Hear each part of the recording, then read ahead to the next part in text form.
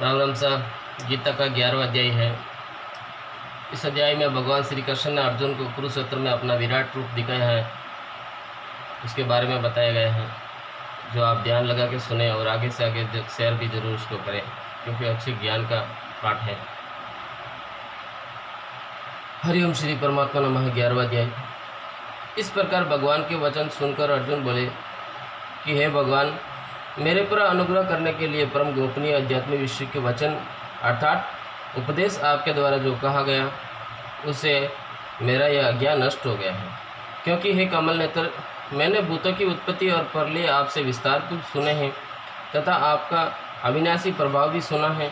हे परमेश्वर, आप अपने को जैसा कहते हैं हो यह ठीक ऐसा ही है, परंतु हे पुरुषोत्तम, आपके ज्ञान, ऐश्वर्य, शक्ति, बल, वीर्य और तेजयुक्त रूप को मैं प्रत्यक्ष देखना चाहता हूँ। इसलिए हे प्रभु, मेरे द्वारा वो आपका रूप देखा जाना शक्य है। ऐसा यदि मानते हैं तो हे योगेश्वर, आप अपने अविनाशी स्वरूप को मुझे दर्शन कराइए। इस प्रकार अर्जुन के प्रार्थना करने पर श्री कृष्ण भगवान बोले कि हे पार्थ, मेरे सैकड़ों तथा हजारों नाना प्रकार के और नाना वर्ण तथा आकृति वाले अलौकिक रूपों को देख। हे वर्तंसी अर्जुन, मेरे में आदित्य को अर्थात आदित्य के द्वादश पुत्रों को और 8 वंशों को, 11 रुद्रों को तथा दोनों अश्विनी कुमारों को और 49 मर्दुगणों को देख, तथा और भी बहुत से पहले न देखे हुए आश्चर्यमय रूपों को देख। हे गुड़ाकेश, अब इस मेरे शरीर में एक जगह स्थित हुए चराचर सहित संपूर्ण जगत को देख, तथा और भी जो कुछ देखना चाहता है सो देख, परंतु मेरे को इन अपने प्रकृत नेत्रों द्वारा देखने को निसंदेह समर्थ नहीं है। इसी से मैं तेरे लिए दिव्य अर्थात अलौकिक चक्षु देता हूँ कि इससे तू मेरे प्रभाव को और योग शक्ति को देख। सजय बोले कि हे राजन, महायोगेश्वर सब पापों के नाश करने वाले भगवान ने इस प्रकार कहकर उसके उपरांत अर्जुन के लिए परम ऐश्वर्य युक्त दिव्य स्वरूप दिखाया।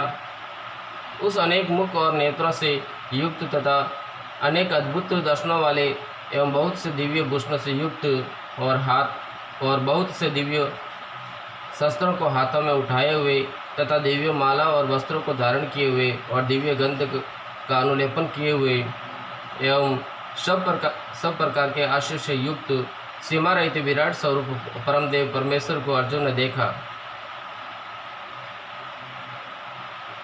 हे राजन, आकाश में 1000 सूर्यों के एक साथ उदय होने से उत्पन्न हुआ जो प्रकाश होवे, वह भी उस विश्व रूप परमात्मा के प्रकाश के सदृश कदाचित ही होवे।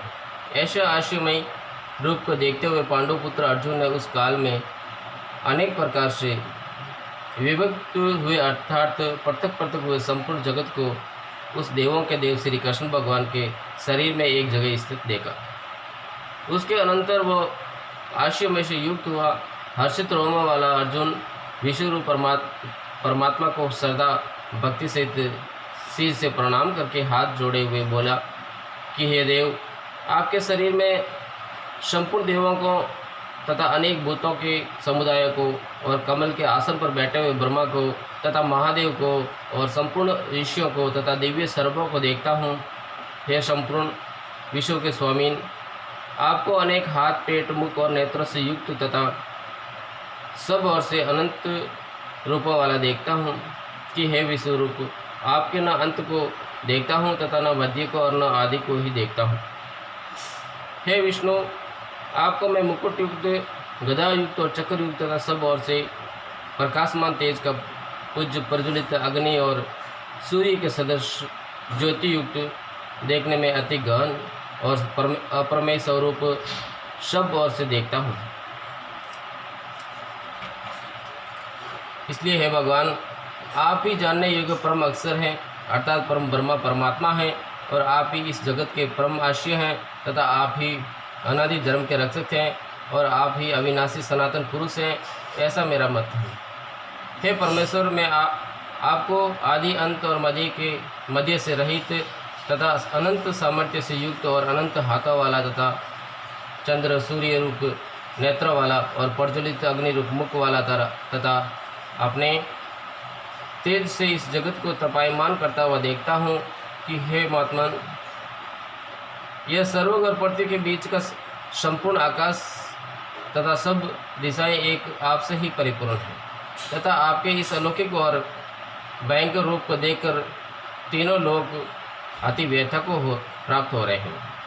हे गोविंद, वे सब देवताओं के समूह आप में ही प्रवेश करते हैं और कई एक भयभीत होकर हाथ जोड़े हुए आपके नाम और गुणा का उच्चारण करते हैं तथा महर्षि और सिद्धों के समुदाय कल्याण होवे ऐसा कहकर उत्तम उत्तम स्तोत्रों द्वारा आपकी स्तुति करते हैं। हे परमेश्वर, जो एकादश रुद्र और द्वादश आदित्य तथा 8 वसु और शाद्य गण विष्णुदेव तथा अश्विनी कुमार और मर्दुगण और पितरों का समुदाय तथा गंधर्व यक्ष राक्षस और सिद्ध गणों के समुदाय हैं, वे सब ही विस्मित हुए आपको देखते हैं। हे महाभो, आपके बहुत मुख और नेत्रों वाले तथा बहुत हाथ जंगा और पैरों वाले और बहुत उदरों वाले तथा बहुत सी विकराल दाढ़ों वाले महान रूप को देखकर सब लोग व्याकुल हो रहे हैं तथा मैं भी व्याकुल हो रहा हूँ, क्योंकि हे विष्णु,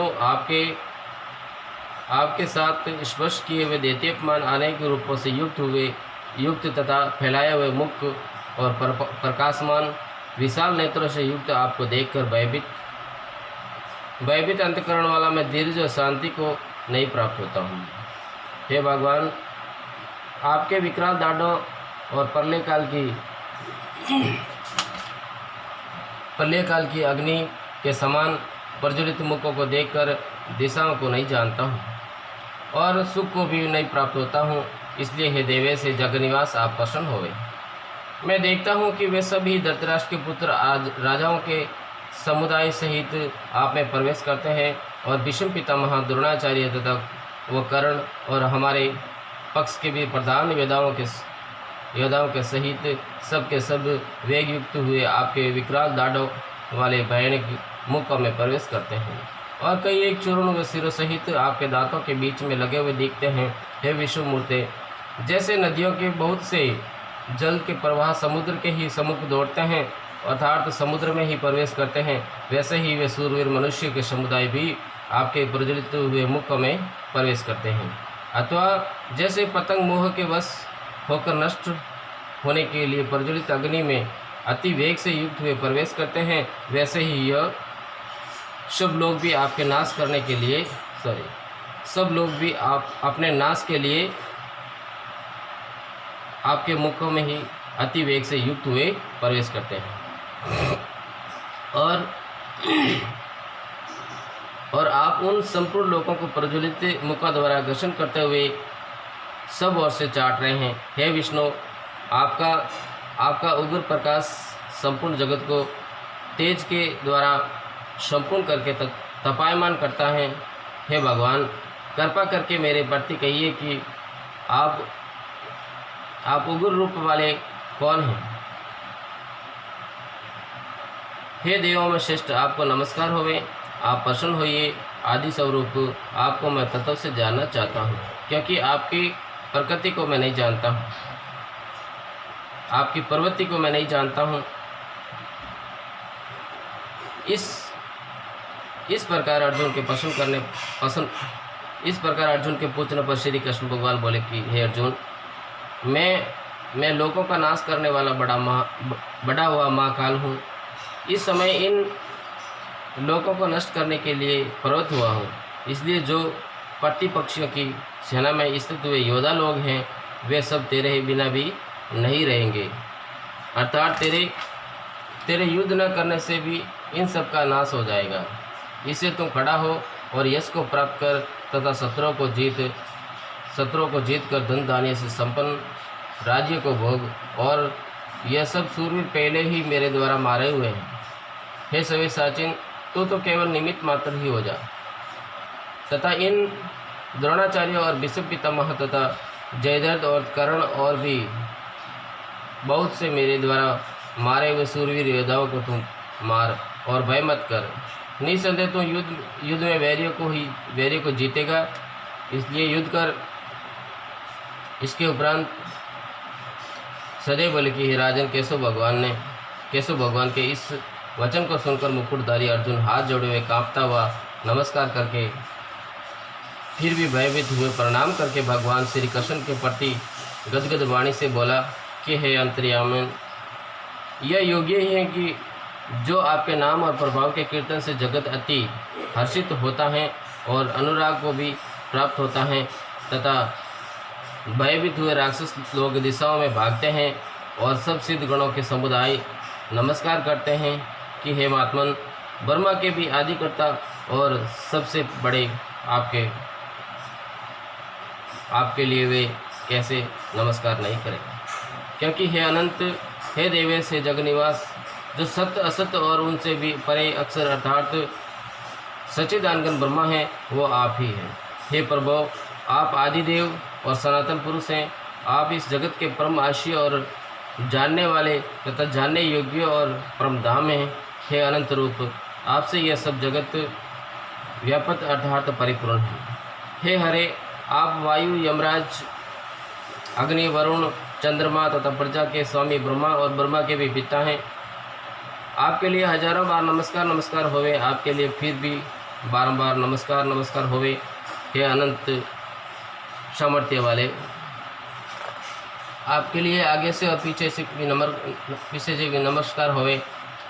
हे सर्वतमन, आपके लिए सब और से नमस्कार होवे, क्योंकि अनंत पराक्रमशाली आप सब संसार को व्यापक किए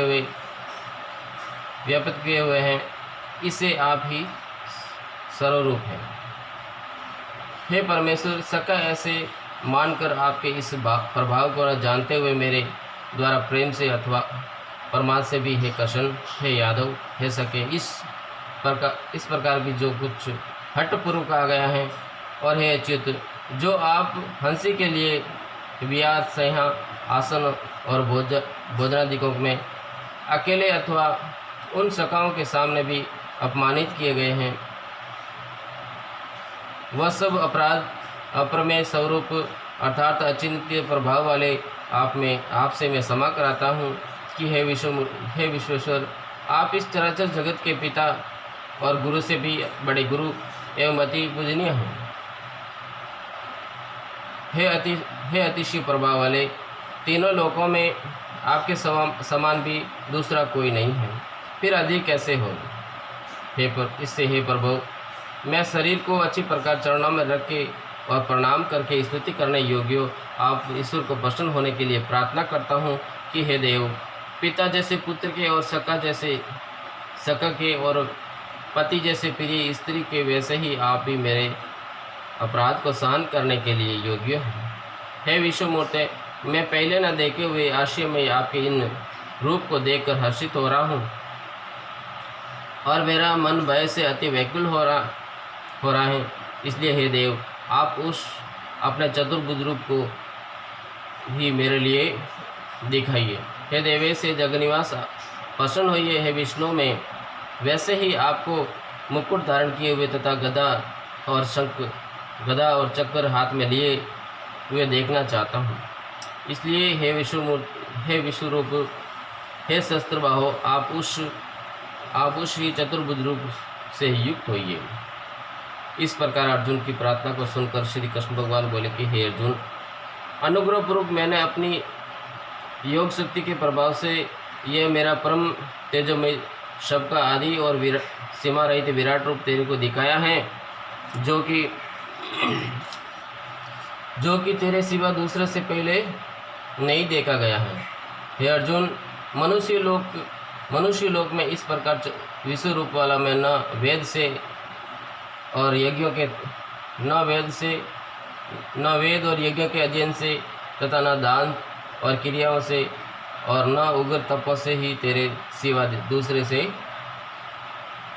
देखा जाने को शक्य हूँ। इस प्रकार के मेरे इस विकराल रूप को देखकर तेरे को व्याकुलता न होवे और मूढ़ भाव भी न होवे, और भय रहित प्रतियुक्त मन वाला तू उसी मेरे इस शंख चक्र गदा पद सहित चतुर्भुज रूप को फिर देख।